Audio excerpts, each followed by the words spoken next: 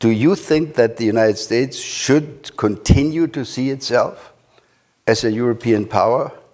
In Munich, we are still on the same team. Are we? And what does that mean for the US presence in Europe and relationship with Europe? I do still very much think that the United States and Europe are on the same team.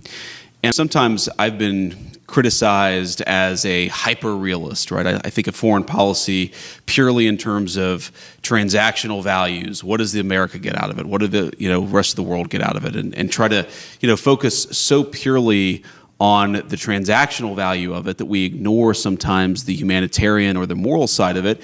And I think at least with Europe, that's actually not a full encapsulation of my views, because I think that European civilization and American civilization, European culture and American culture are very much linked. And they're always going to be linked. And I think it's completely ridiculous to think that you're ever going to be able to drive a firm wedge between the United States and Europe. Now, that doesn't mean we're not going to have disagreements. I do think fundamentally we have to be, and we are, on the same civilizational team. And I think obviously there's a big question about what that means in the 21st century. I think, obviously the president and I believe that it means a little bit more European burden sharing on the defense side.